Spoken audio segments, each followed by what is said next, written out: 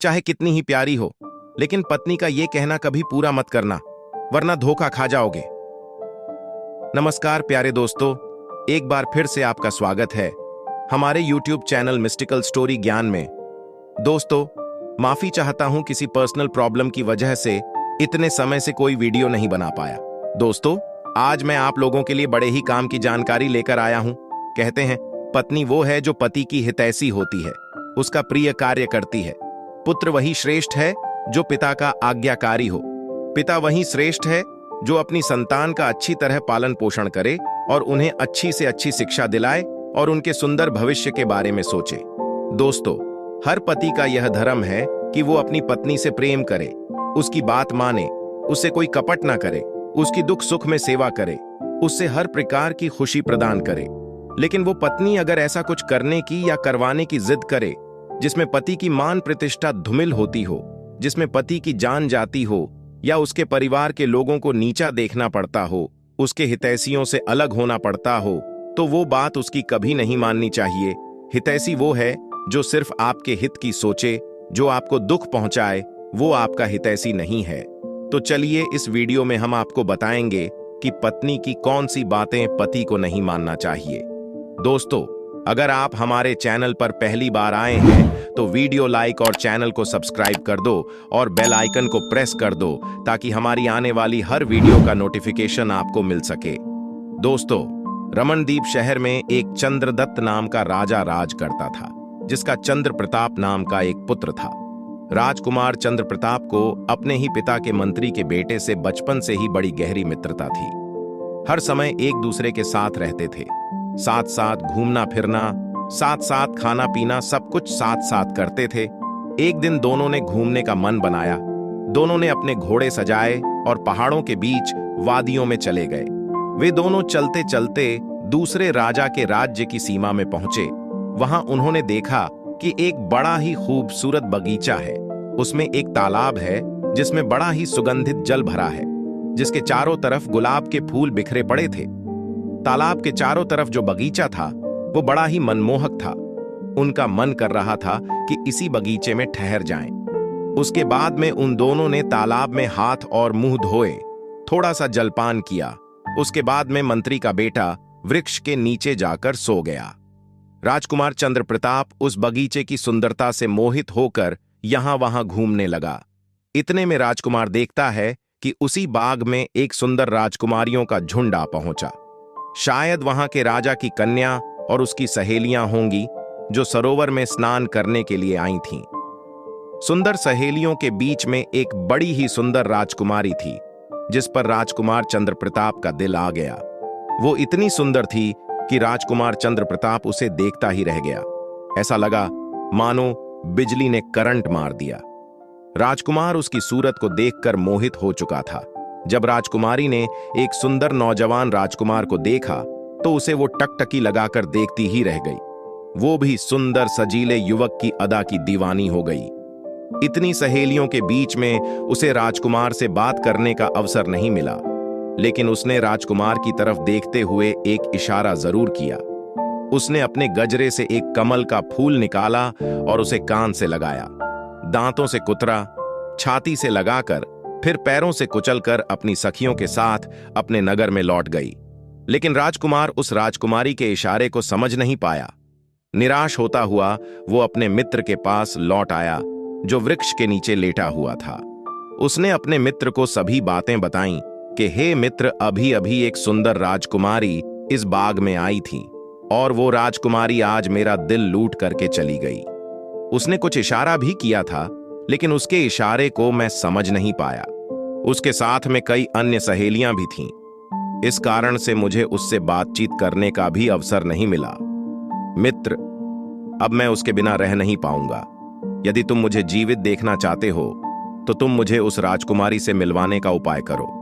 दोस्तों, वो राजकुमारी उस राजकुमार को कुछ अपना अता पता बताकर नहीं गई थी। तब राजकुमार की ऐसी हालत देखकर के मंत्री के बेटे ने पूछा, हे मित्र, ये बताओ उस राजकुमारी ने जाने से पहले तुम्हारी तरफ क्या इशारा किया था?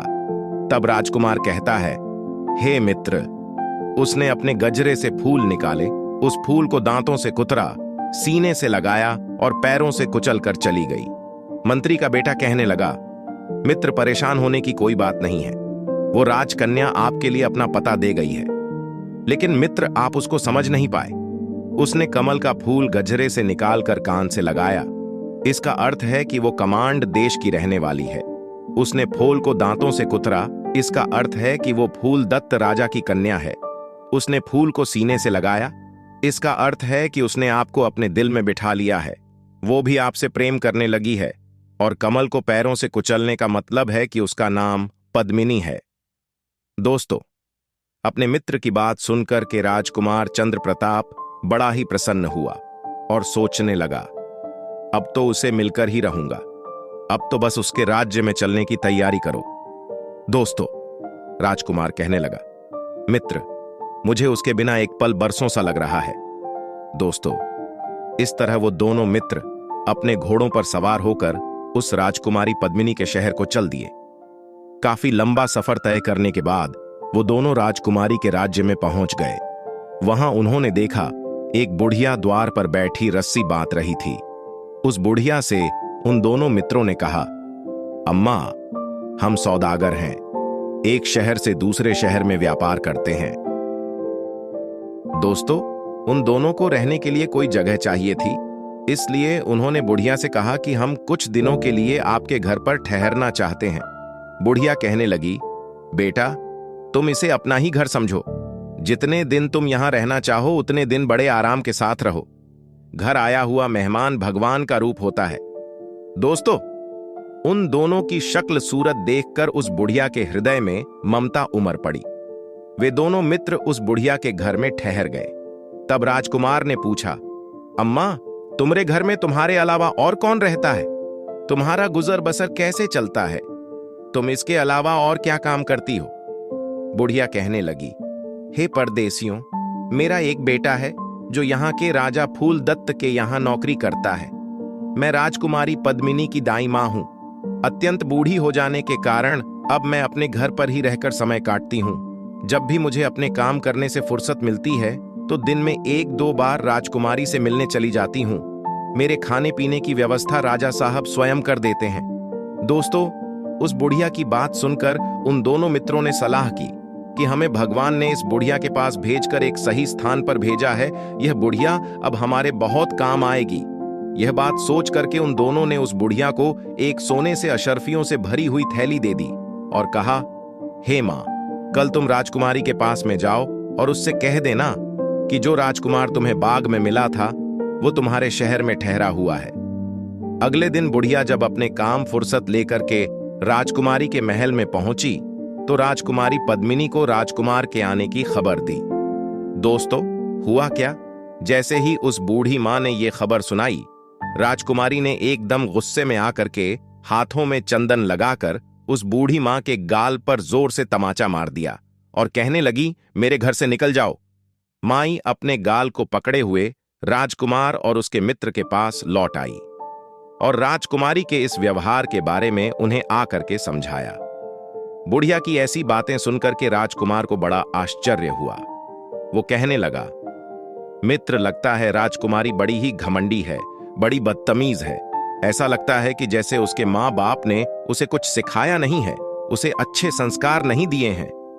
हे मित्र, मुझसे बहुत बड़ी भूल हो गई जो मैं उस राजकुमारी को दिल दे बैठा। राजकुमार को उदास देखकर मंत्री का बेटा उसे समझाने लगा, हे मित्र, तुम उदास मत हो।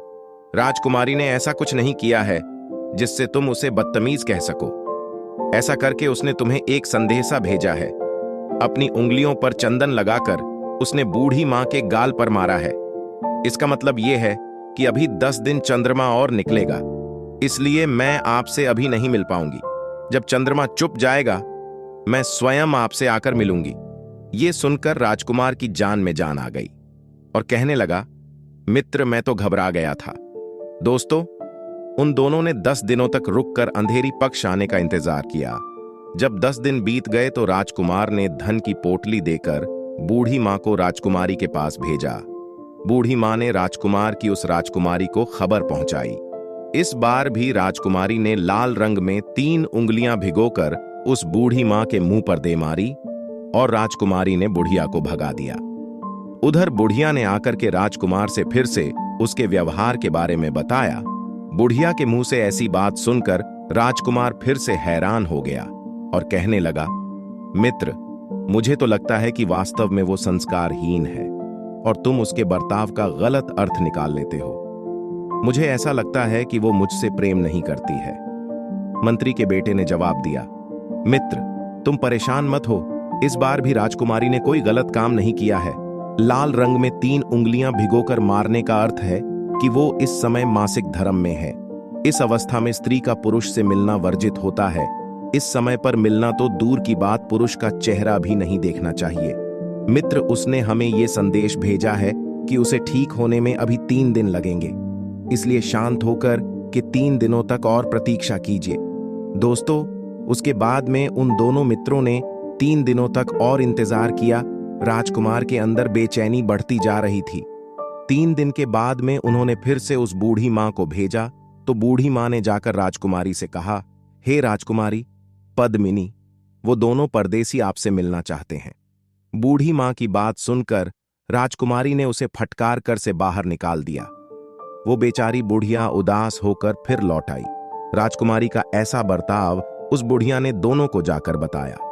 तब राजकुमार कहने लगा, हे मित्र, उसके इस तरह के व्यवहार का आखिर क्या अर्थ समझा जाए?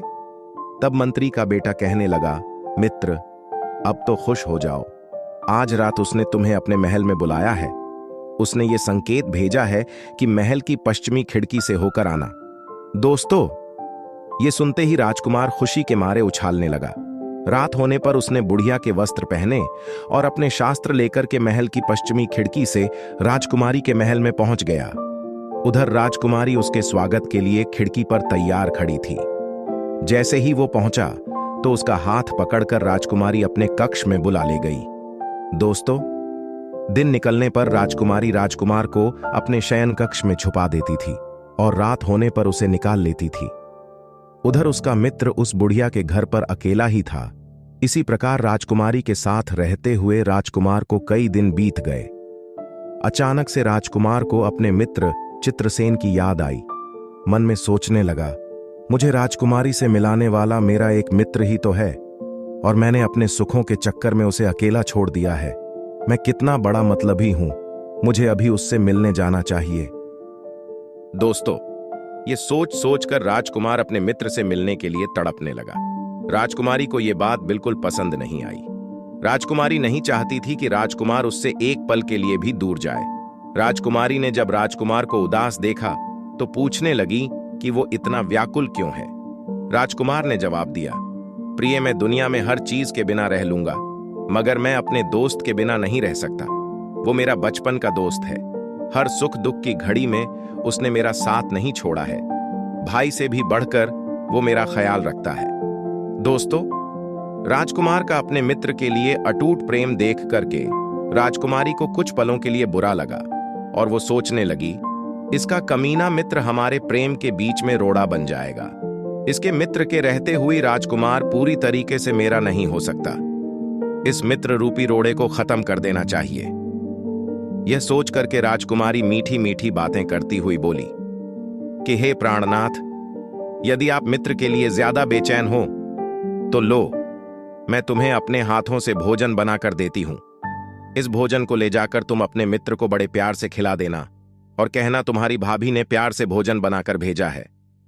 दोस्तों, राजकुमारी की ऐसी बातें सुनकर राजकुमार बड़ा ही प्रसन्न हुआ। उधर राजकुमारी ने भोजन बनवाया और भोजन में जहर मिलवा दिया और भोजन उस राजकुमार को देकर वहां से भेज दिया। राजकुमारी ने राजकुमार से कहा, हे प्राणनाथ, तुम भोजन कराकर अपने मित्र के पास से जल्दी ही लौट आना। दोस्तों, राजकुमार को नहीं पता था कि राजकुमारी ने इस भोजन में जहर मिला दिया है। वो खुशी खुशी भोजन लेकर के अपने मित्र के पास पहुंचा। काफी दिनों से वे दोनों एक दूसरे से बिल्कुल अलग थे, इसीलिए वे एक दूसरे को देखकर बड़े खुश हुए। पहले तो एक दूसरे से गले मिले, उसके बाद वे दोनों बातचीत करने लगे। तब राजकुमार बोला, है मित्र, मैंने राजकुमारी को जब तुम्हारे बारे में बताया तो वो इस बात को सुनकर के बड़ी प्रसन्न हुई। उसने अपने हाथों से भोजन बनाकर भेजा है, लो ये भोजन कर लो। दोस्तों, इधर मंत्री का बेटा जो था वो बड़ा ही चतुर स्वभाव का था। उसने भोजन करने से पहले पास में बैठे हुए कुत्ते को थोड़ा सा भोजन निकालकर डाल दिया। वो कुत्ता उस भोजन को खाते ही तुरंत मर गया। यह देख करके राजकुमार बड़े ही आश्चर्य में पड़ गया कि ये क्या हुआ। तब मंत्री का बेटा कहता है, हे मित्र, राजकुमारी ने मुझे मारने के लिए ये भोजन भिजवाया था। इस भोजन को भेजने में उसका कोई प्यार नहीं था। तब राजकुमार पूछने लगा, मित्र, आखिर राजकुमारी ने ऐसा क्यों किया? तो मंत्री का बेटा जवाब देता है कि हे मित्र, उसके और तुम्हारे मिलन में मैं रोड़ा बन चुका हूं। तुम उसके पास जरूर रह रहे थे, पर तुम्हारा मन हर समय मुझसे मिलने के लिए बेचैन रहता होगा। और राजकुमारी नहीं चाहती थी कि उसका प्यार बट जाए, इसलिए उसने मुझे मारने का प्रयास किया। यदि मैं मर जाऊंगा तो तुम पूरी तरह से उसके ही होकर रहोगे। दोस्तों, ये बात सुनते ही राजकुमार का खून खोलने लगा और कहने लगा, है मित्र, ऐसी दुष्ट स्त्री का प्रेम पाकर के मैं कभी जीवन में खुश नहीं रह पाऊंगा। इसका प्रेम तो बड़ा ही घातक है। ये तो मैंने कभी सोचा ही नहीं था। ऐसी स्त्री से तो भगवान ही बचाए। अब उसके पास में लौट कर नहीं जाऊंगा। मंत्री का बेटा बोला, नहीं मित्र, ऐसा मत कहो। जिसके लिए हमने कई दिनों से अपना घर बार छोड़ रखा है, उसके बिना तो वापस नहीं जाएंगे। हम उसे अपने साथ लेकर चलेंगे, लेकिन ब्याह कर नहीं, उसे उसकी करनी का दंड देकर आज रात्रि में तुम उसके पास जाओ, और राजकुमारी जब सो जाए तो उसके बाद राजकुमारी की जांघ पर अपनी तलवार का निशान बनाकर और गहने लेकर वहां से चले आना। मित्र के समझाए अनुसार जब राजकुमारी सो गई तो उस राजकुमार ने राजकुमारी की बाईं जांघ पर तलवार का निशान बनाया और गहने उठाकर वहां से चला आया। उधर मंत्री के बेटे ने योगी का भेष बनाया और मरघट में जाकर बैठ गया और राजकुमार को गहने बेचने के लिए बाजार में भेज दिया और कहा, यदि कोई तुम्हें पकड़ ले तो उससे कहना कि मेरे गुरु के पास चलो, तुम उसे लेकर मेरे पास चले आना। दोस्तों, इस प्रकार से मंत्री का बेटा साधु बनकर के मार्ग में बैठ गया। इधर राजकुमार गहने बेचने के लिए बाजार में चला गया। उसने गहने एक सुनार को दिखाए। सुनार उन गहनों को देखते ही पहचान गया कि ये गहने तो राजा की बेटी के मालूम होते हैं। कहीं चोर चुराकर तो नहीं लाया है। उसने गहने देखते ही तुरंत कोतवाल को बुलवाया और राजकुमार को बंधी बना लिया। कोतवाल ने पूछा, ये गहने तुम्हारे पास कहां से आए? तब राजकुमार ने जवाब दिया, ये गहने मेरे गुरु ने दिए हैं, जो मरघट में धूनी रमाए बैठे हैं। मित्रों, अब तो कोतवाल ने मंत्री के बेटे को पकड़वा लिया। उन दोनों को राजा के सामने पेश किया। तब राजा ने पूछा, हे योगी जी, इन गहनों को तुम कहां से लेकर आए हो? योगी के भेष में जो मंत्री का बेटा था कहने लगा, हे महाराज, मैं तो कई दिनों से मरघट में बैठा हुआ हूं और डांखनी की उपासना करता हूं। वो कल मेरे पास में आई, मैंने उसके गहने उतार लिए और उसकी बाईं जांघ पर तलवार का निशान बना दिया। दोस्तों, उन गहनों को तो राजा पहचान चुका था। ये गहने उसकी बेटी के ही थे। उसे संदेह हुआ। वो तुरंत ही अपने महल में गया। उसने रानी से कहकर अपनी बेटी की जांघ दिखवाई तो सच में उसकी बाईं जांघ पर तलवार का निशान बना हुआ था। यह सुनकर राजा को बड़ा दुख हुआ कि उसकी बेटी एक डांखनी है। वो चुपचाप योगी बाबा के पास आया और कहने लगा, हे महाराज, धर्मशास्त्रों में खोटी स्त्रियों के लिए क्या उपाय बताया गया है? दोस्तों, फिर योगी ने बताया, हे महाराज, यदि आप अपने राज्य और अपनी कुशलता चाहते हो तो अपनी पुत्री को देश निकाला दे दो, क्योंकि कहते हैं ब्राह्मण, बालक, स्त्री, गाय और अपनी शरण में रहने वाले से चाहे कितना भी बड़ा अपराध हो जाए, उसे मृत्यु दंड नहीं देना चाहिए।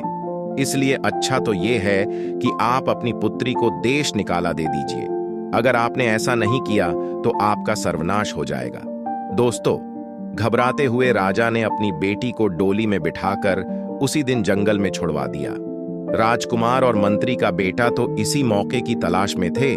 वे जंगल में राजकुमारी के पास आए और उसे अपने साथ लेकर के अपने नगर लौट गए और बड़े आनंद के साथ रहने लगे।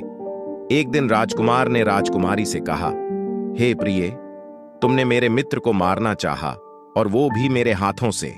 इसीलिए हमने तुम्हारी करनी का तुम्हें दंड दिया। हमने तुम्हारा देश निकाला करवाया ताकि तुम अपने माता पिता, भाई बहन, अपने परिजनों को कभी ना देख सको, और तब तुम्हें एहसास होगा कि अपनों से दूर रहने का दुख क्या होता है। उस दिन तुम मेरे मित्र को विष देकर के मारे दे रही थीं। वो मेरा मित्र है, मेरा रक्षक बनकर मेरा साथ निभाता है। दोस्तों, उसके बाद में राजकुमारी ने अपनी गलती स्वीकार की और बार बार अपने किए गए काम पर लज्जित होने लगी। दोस्तों, कहते हैं जो स्त्री अपने पति के हितैषियों को दूर करना चाहती है या फिर उनका बुरा करना चाहती है, वो पति की भी हितैषी कभी नहीं हो सकती। जैसे पति के भाई बहन, वफादार मित्र पति के सुख दुख में साथ खड़े रहते हैं, ये तो पति के सबसे बड़े हितैषी होते हैं। मनुष्य जब बड़ी विपत्ति में होता है तो अपने हितैषी ही उसे हिम्मत देते हैं। तो दोस्तों, आज की कहानी यहीं पर समाप्त होती है। हमें उम्मीद है कि आपने इस कहानी से बहुत कुछ सीखा होगा। मिलते हैं आपसे अगली वीडियो में एक नई ज्ञान चर्चा के साथ। तब तक के लिए नमस्कार, धन्यवाद।